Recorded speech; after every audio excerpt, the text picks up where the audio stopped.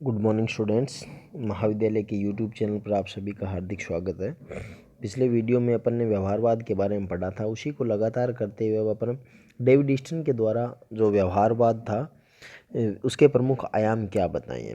क्योंकि व्यवहारवादी जो उपागम थे, उन्होंने जो परंपरागत राजनीतिक शास्त्र की जो राज्य संबंधी औपचारिक कानूनी और दार्शनिक सीमाएं हैं उनको स्वीकार नहीं किया था और अपना एक नवीन जो अनुभव और सिद्धांत पर आधारित, जिसमें व्यक्ति और व्यक्तियों के समूह के व्यवहार के अध्ययन पर बल दिया गया था, उनको एक नवीन अपनी अनुभवात्मक पद्धति है वो सामने लेकर के आए थे। व्यवहारवादी उपागम जो था उनके अनुसार ज़्यादा महत्वपूर्ण यह नहीं है कि उसे कैसा होना चाहिए, मूल्यों का महत्व हो सकता है, किंतु ऐसा नहीं है कि मूल्यों पर ही बल दिया जाए, किंतु व्यवहारवादी आदर्श और अनुभविक तथ्यों में अंतर पैदा किया था। यानी राजनीति का अध्ययन करते समय मानव के आचरण को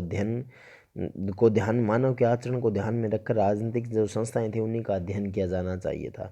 उसी को मद्देनजर रखते हुए डेविड ईस्टन ने व्यवहारवाद के कुछ अभिग्रह और उद्देश्य निर्धारित किए हैं, जिन्हें उन्हें एक ऐसी बौद्धिक आधारशिला का नाम दिया जिसके आधार पर समस्त आंदोलन का भवन खड़ा किया जा सकता था। यानी ईस्टन ने 5-7 चीज़ें बताई है, 8 चीज़ें बताई थी, जिनके आधार पर यूँ कह सकते हैं अपन कि इनके आधार पर कोई भी व्यवहारवादी है वो इन चीज़ों को ध्यान में रख करके, यानी नियमितता है, सत्यापन है, तकनीक है, प्रमाणीकरण है, मूल्य है, क्रमबद्धीकरण है, विशुद्ध विज्ञान, समग्रता, इन चीज़ों के आधार पर जो कोई भी विचारक है वो अपने अध्ययन को वैज्ञानिक है या नहीं उनकी कसौटी पर खरा उतर सकता है। तो पहला देखते हैं नियमितताएं।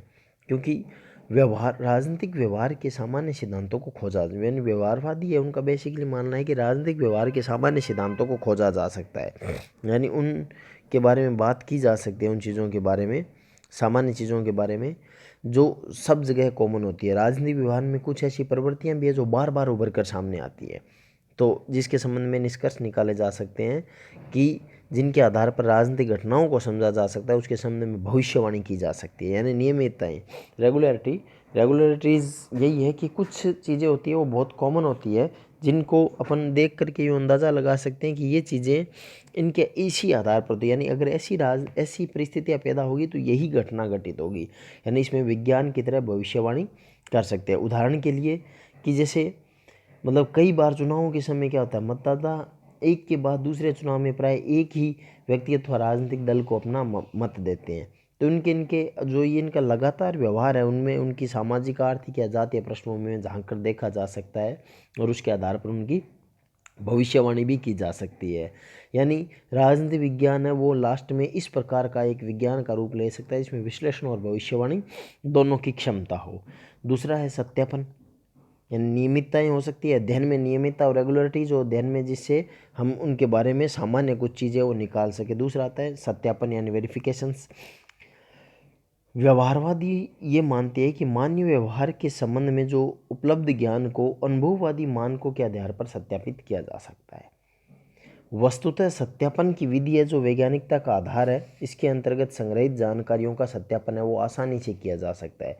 व्यवहारवादी अध्ययन है उसमें यूँ आवश्यक होता है कि मानव व्यवहार से संबंध में एकत्रित सामग्री को अवसर आने पर पुनः जांचा जाए जिससे उनकी पुष्टि हो सके। इस क्रिया को सत्यापन के नाम से व्यवहारवादी है वो ईस्टन है उन्होंने बताया है। तीसरा है तकनीक, क्योंकि इन्होंने कहा है कि टेक्निक जो है उस पर अधिक बल दिया है। व्यवहारवादी शोध सामग्री का संग्रहण और उनकी व्याख्या करने में सही ढंग से तकनीकों के प्रयोग को बहुत अधिक महत्व दिया है इन्होंने। उनका मानना है कि शोध कार्यों में ऐसे उपकरण और प्रविधियों का उपयोग किया जाना चाहिए जिसके आधार पर विश्वसनीय, सुसंगत और जांच के योग्य सामग्री जुटाई जा सके। तो इस प्रकार की जो तकनीक है वो इस्तेमाल की जाए ताकि राजनीति को विज्ञान का रूप दिया जा सके। फिर प्रमाणीकरण यानी क्वांटिटिफिकेशंस। व्यवहारवादियों के अनुसार जो उपलब्ध सामग्री है तथा उनमें उपलब्ध सामग्री में तथ्यों में स्पष्टता और निश्चितता लाने के लिए प्रमाण और प्रमाणीकरण किया जाना चाहिए। उनके अनुसार वो मानते हैं भी इसके आधार पर जो आधार की जो सामग्री की छानबीन है उनके लिए अस्पष्ट और गुणात्मक निर्णयों के स्थान पर जब तक परिणाम और कठोर पद्धतियों का सहारा नहीं लिया जाएगा तब तक राजनीति को एक सुनिश्चित और सही दिशा देना संभव नहीं होगा। यानी इस आधार पर अंदाजे न लगा करके एक सुनिश्चित और एक स्पष्ट ज्ञान प्रदान करने के लिए इन समस्त चीज़ों का अध्ययन है वो हमें प्रमाणीकरण की तरफ बढ़ना ही पड़ेगा। फिर है मूल्य। व्यवहारवादियों के अनुसार मूल्यों के अनुसार कि नैतिक मूल्यांकन और तथ्यात्मक व्याख्या में अंतर है। मूल्यों और तथ्यों को पृथक पृथक रखा जाना चाहिए, यानी मूल्य है उनको अलग रखे, फैक्ट्स को अलग रखे। लोकतंत्र, समानता, स्वतंत्रता अपने आप में बहुत ऊंचे मूल्य हो सकते हैं, परंतु उनकी सत्यता और असत्यता को वैज्ञानिक ढंग से सिद्ध नहीं किया जा सकता। जैसे मतलब मूल्यों का मतलब जैसे लोकतंत्र है, समानता है, स्वतंत्रता है, ये मूल्य है, लेकिन समानता से व्यवहार में इनकी क्या स्थिति है इस पर ध्यान देना बहुत आवश्यक है। वैज्ञानिक विश्लेषण के लिए उस सीमा तक मूल्यों को दृष्टि में रखा जा सकता है जिस सीमा तक वे राजनीतिक व्यवहार का विनिश्चय करते हैं। इसलिए व्यक्तिगत मूल्यों से दूर रह करके किसी समस्या का अध्ययन किया जाना चाहिए, यानी मूल्यों पर ध्यान दे, लेकिन मूल्यों को उतना वैसे ध्यान देने की आवश्यकता नहीं है। सिर्फ फैक्ट्स पर ध्यान दीजिए कि लोग वो क्या सोचते हैं, ये क्या सोचना चाहिए उसकी बजाय क्या सोचते हैं, इस पर बहुत ध्यान देना जरूरी है। क्रमबद्धीकरण, क्योंकि व्यवहारवादी है वो क्या कहते हैं कि उनका जो शोध कार्य है वो क्रमबद्ध होना और व्यवस्थित होना चाहिए। प्रत्येक शोध कार्य को सिद्धांत से संबंध किया जाना चाहिए। शोध यदि सिद्धांत से प्रमाणित नहीं है तो वह महत्वहीन हो सकती है, और सिद्धांत यदि आधार सामग्री से समर्थित नहीं है तो वह निरर्थक हो सकता है, क्योंकि उसका फिर कोई मतलब नहीं बचेगा। तो इसलिए मतलब अगर अपन शॉर्ट में बात करें तो सिद्धांत से स्वतंत्र एकत्रित किए गए तथ्य है वो निरर्थक है, यानी उन सिर्फ फैक्ट्स है वो काम नहीं करेंगे। उन फैक्ट्स को क्रमबद्धीकरण करके एक सिद्धांत का रूप दिया जाना अत्यावश्यक है। फिर है प्योर साइंस, शुद्ध विज्ञान। व्यवहारवादी है वो विशुद्ध विज्ञान की दृष्टि से विचार करते हैं। वे इस बात से सहमत है कि सिद्धांत के बोध से वास्तविक जीवन की समस्याओं को समझा जा सकता है। सिद्धांत और व्यवहार में उनका प्रयोग वैज्ञानिक उद्यम का अंग है, तथापि वे शुद्ध अनुसंधान पर जोर देते हैं, परंतु उनका प्रयोग है वो विशिष्ट और न्यूनतम सामाजिक समस्याओं में संभव न हो तो इन्हें आपत्ति नहीं होगी। यानी विज्ञान का जो शुद्ध स्वरूप है उसी को प्रयोग लिया जाना चाहिए, ताकि जो सिद्धांत निर्माण है उसमें कोई परेशानी न हो। फिर है समग्रता में, यानी मानव व्यवहार का अध्ययन है वो खंडों में नहीं किया जा सकता। मानव व्यवहार में बुनियादी एकता पाई जाती है, और इसी कारण है समाज विज्ञान के विभिन्न विषय वो एक दूसरे से निकट है। यानी इंटीग्रेशन में वो ये मानते हैं कि आप टुकड़ों में मानव व्यवहार का अध्ययन नहीं कर सकते। इस प्रकार टुकड़ों में अध्ययन करने से पहले हमें इनमें एक संबंध था, इनको जोड़ना पड़ेगा आपस में, क्योंकि मानव व्यवहार में भी कुछ बुनियादी एकताएं होती है। समान परिस्थितियां होने पर आदमी समान व्यवहार करते हैं, तो इसी कारण समाज विज्ञान के जो समस्त विषय है वो एक दूसरे के अत्यंत नज़दीक भी है। अब आती है व्यवहारवाद की आलोचनाएं। हमने यहाँ तक तो पढ़ लिया था कि किस प्रकार व्यवहारवाद है वो राजनीति विज्ञान में परंपरागतवादियों के विरुद्ध एक द्वितीय विश्व युद्ध के बाद में व्यवस्थित सिद्धांत के रूप में सामने आया, जिसमें अमेरिकी जो राजनीति वैज्ञानिक विचारक थे उनका बहुत बड़ा योगदान था। अब व्यवहारवाद की आलोचनाएं की जाती है, क्योंकि व्यवहारवाद की आलोचनाओं के कारण ही एक उत्तर व्यवहारवाद भी आया था, जिसने व्यवहारवाद को पूर्ण करने पर जोर दिया था। तो व्यवहारवाद की आलोचनाओं की अगर बात करें तो सबसे पहले असाहित्यिक भाषा, क्योंकि आलोचक जो है वो ये मानते हैं कि व्यवहारवादी लेखक का वो साहित्यिक दृष्टि से अरोचक होता है। उनकी जो शब्दावली है वो इस प्रकार की होती है कि जिनमें विभिन्न प्रकार के मतलब जो भाषा है वो इस तरीके की है कि विद्यार्थी को पढ़ने में उसमें कोई इंटरेस्ट नहीं रहता। और अत्यधिक शब्दाडंबर, यानी शब्दों का बहुत बड़ा आडंबर किया गया है, क्योंकि व्यवहारवादी इन्होंने भारी भरकम शब्दावली का प्रयोग किया है, जिससे यूँ लगता है कि ये केवल शब्दाडंबर है, यानी शब्दों का आडंबर के अलावा और कुछ है नहीं। वकील जिस प्रकार की निरर्थक दलील देते हैं और उसी प्रकार को ये मतलब एक शब्दों के जाल को व्यवहारवाद कहा गया है, क्योंकि इसका परिणाम क्या होता है कि इस जाल में राजनीति विज्ञान की आत्मा है वो तड़पती रहती है। फिर तकनीक पर अत्यधिक बल। व्यवहारवादियों ने, ये तो अपन ने देखा ही है पीछे कि व्यवहारवादियों ने तकनीक पर इतना ज़्यादा बल दिया है कि वे हर एक चीज़ को टेक्निक के हिसाब से प्रयास करते रहते हैं। शोध के उपकरणों को परिष्कृत कराने पर ध्यान देते हैं, लेकिन इस बात पर कम ध्यान देते हैं कि शोध का उद्देश्य क्या है। सिर्फ तकनीक पर बल देते हैं, व्यवहार में उसका व्यवहारिकता है या नहीं है, बस इतना होना चाहिए कि हाँ काम है वो तकनीक के अनुसार हो रहा है, उसका रिजल्ट आ रहा है, जबकि उसका समाज के लिए उनकी क्या योगदान है और वो सामाजिक समस्याओं का उसमें अध्ययन हो रहा है या नहीं हो रहा है, उससे उनका कोई लेना देना नहीं है। मूल्य निरपेक्षताओं का आग्रह, क्योंकि व्यवहारवादी मूल्य निरपेक्षता वो कहते हैं मूल्यों को छोड़ दो, क्योंकि मूल्य कुछ है ही नहीं, सिर्फ तथ्यों पर बल दो। तो मूल्य निरपेक्षता में विश्वास करते हैं, वे निष्पक्ष और तटस्थ बना रह जाते हैं, नैतिक आदर्शों के अलावा मूल्य को तो कुछ मानते नहीं है। तो इससे क्या होता है कि जो, क्योंकि समाज विज्ञान जो है उसमें बगैर मूल्यों के संभव नहीं है। अगर राजनीति विज्ञान में लोकतंत्र, समानता और स्वतंत्रता मान लो आदर्श मूल्य है, और जब कोई शोध करता है या जो कोई अध्ययन करता है, अध्ययन करना चाहता है, और वह अपने जो शोध संबंधी विषय है उसमें मूल्यों को ही अगर मतलब और मूल्यों और अपने हितों से अगर प्रभावित नहीं रहता, तो उनके जो निष्कर्ष है वो किस दिशा में बढ़ेंगे, कहाँ जाएंगे। यानी उनको निष्कर्षों को, वो मूल्य चाहे वो अध्ययन करना छोड़ सकता है, लेकिन मूल्यों से वो मुक्त नहीं हो सकता।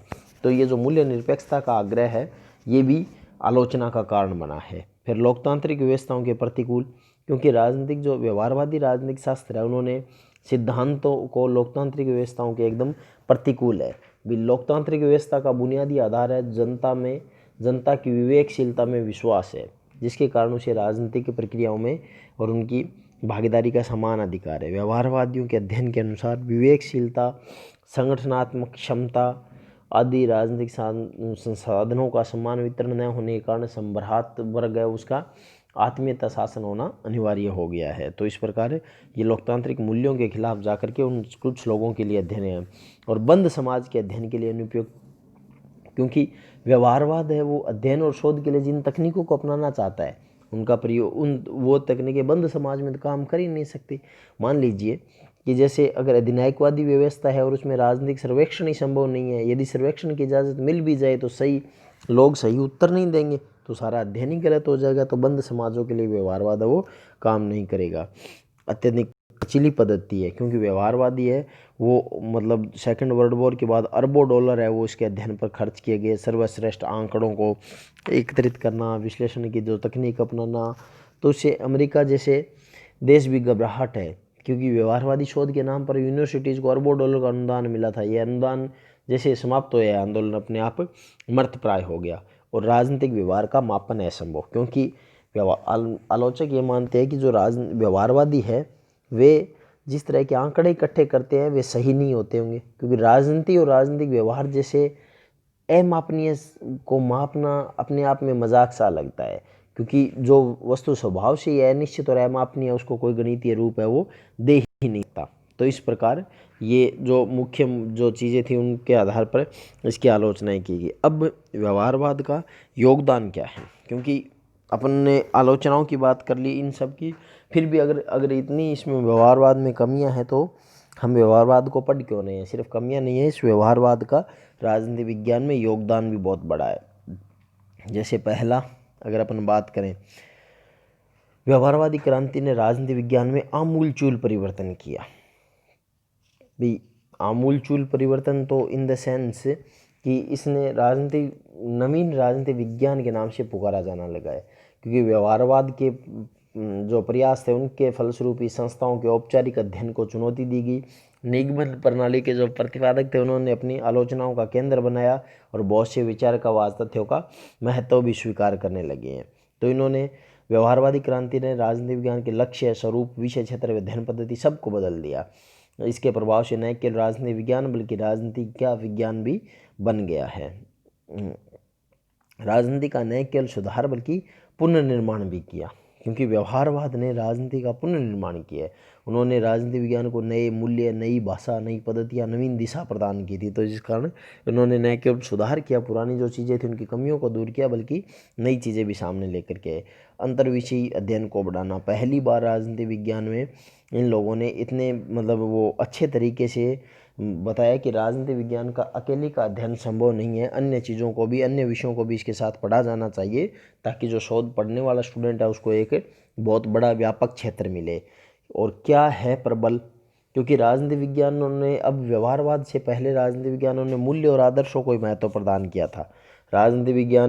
व्यवहारवाद ने राजनीति विज्ञान को यथार्थ के धरातल पर लाकर खड़ा किया, और उन्होंने इस बात पर जोर दिया कि हमें क्या होना चाहिए इससे कोई लेना देना नहीं है, वास्तव में क्या है, यानी सच्चाई क्या है, ज़मीन पर धरातल पर क्या हो रहा है उस पर ध्यान दिया जाना चाहिए। तो क्या है पर पहली बार बल दिया।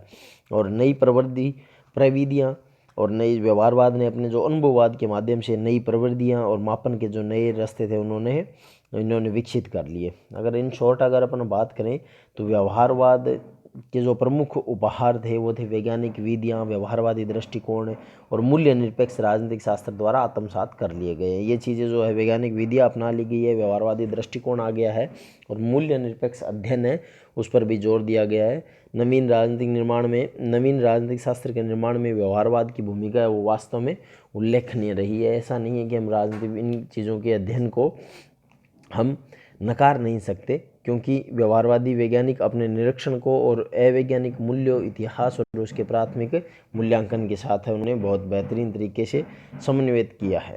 तो इस प्रकार व्यवहारवाद ने राजनीति विज्ञान को एक नई दशा और दिशा देने में अपना रोल प्ले किया है। तो इस प्रकार आपका एक टॉपिक जो है व्यवहारवाद वो पूरा हुआ। अगले वीडियो में हम अगली बात करेंगे। जब तक सरकार कोरोना महामारी का दौर चल रहा है तब तक सरकार के द्वारा जारी गाइडलाइन का पालन करें, घर पर रहें, सुरक्षित रहें। बहुत बहुत धन्यवाद।